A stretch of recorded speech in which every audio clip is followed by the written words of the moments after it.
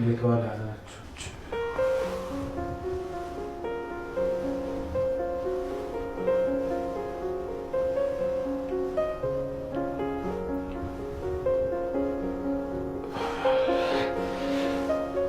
ዳጊ ማጣለው ብዬ ቆየሁ አይደል? የሆነች አስቸኳይ ስራ ነበረች። ገንዬ እንዴት ነሽ? ገንዬ እንዴት ናት? አይ እንዳውማት እኮ ከጎረቤት ጋር ተጋግዘን ወሰድናት። ቅድም እኮ እንደወሰድናት ልነግርህ ስል ሳትሰማኝ ነው ስልኩን የዘጋኸው።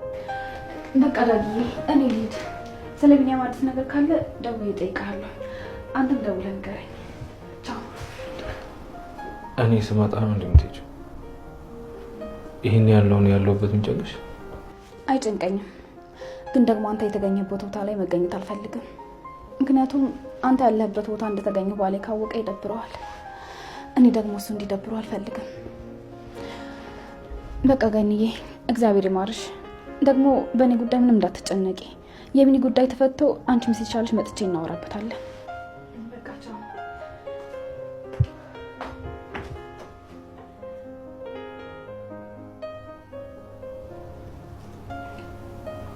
ምንድን ነው አስሬ ባሌ የምትለው? እኔ ለማናደድ ለዛ ማይረባባ ነው። እናቴን በቃ ተረጋጋ። ታውቃለህ የእናቴ መታመን ባልፈለገውም እዚህ ድረስ መታ ስለጠየቀችኝ ግን በጣም ደስ ብሎኛል። አሁን ደግሞ አጎቴን ፈልገን ካገኘነው ቤተሰብ መሆናችንን አምና ትቀበላለች። አየሽ እናቴ ሁሉም ነገር ለበጎ ነው የምትይው በምክንያት ነው። አየሽ እናቴ ሁሉም ነገር ለበጎ ነው የምትይው በምክንያት ነው።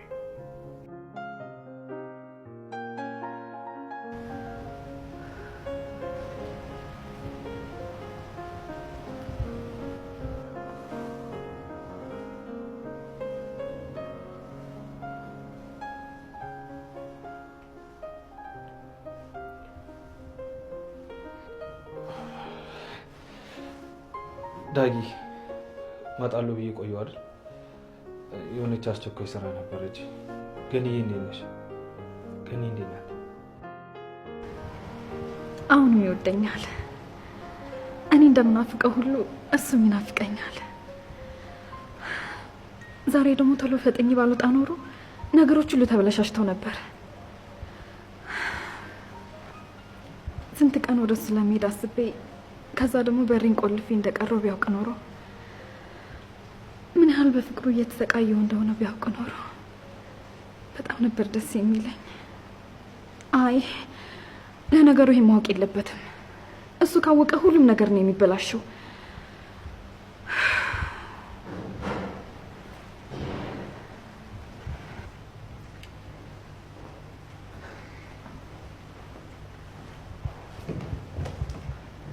የኔ ንግስት እንዴት አመሸሽ?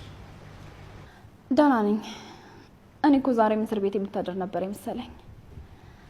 ለመሆኑ ቢኒያም ምንድን ነው ያደረከው? ይሄ ደግሞ ምን ማለት ነው? ስማ እንደዚህ እየተነሳ ዘመዶችን የምትጎዳ ከሆነ ናታንንም እንደማትጎዳ በምን እርግጠኛ ነኝ? እንደዚህ እንደፈለክ እየሆንኩልህ ያለሁት ቤተሰቦቼን ለመጠበቅ ነው። እና አሁን ደግሞ ቢኒያም ዘመድሽ ሆነ? አዎ ዘመዴ ነው። ገነት እናቴ፣ ዳግም ወንድሜ እስከሆነ ድረስ እሱም አጎቴ ነው። አጎቴ ባይሆንም እንኳን የናታን የቅርብ ጓደኛ እስከሆነ ድረስ ለሱ ምታገልለታለሁ። ትሰሚኛለሽ? ለዚህ ውሻ መቆርቆርሽን ካሁን በኋላ ብታቆሚ። እቆረቆርለታለሁ። ለማን ሆነና ነው ህይወቴን ያበላሸሁት? ለሱ እኮ ነው።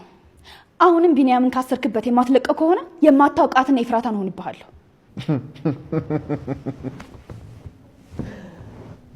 የኔ ንግስት ተያት ፈታተኝ።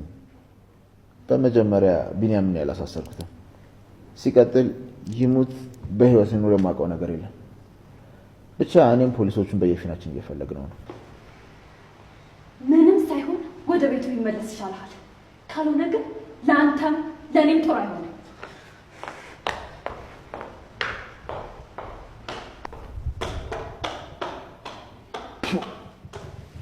ትርፉም ለሴት ልብ መስጠት የሆነው ትርፉ መደፈር። ቆይ እኔ እኮ ያፌት ነኝ።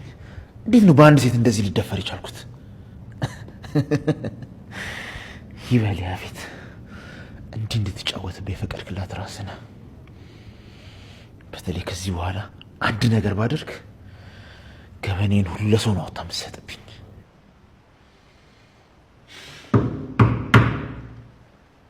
ራሴን እያወኩ እኔስ እንዴት እንደዚህ ያደርጋለሁ?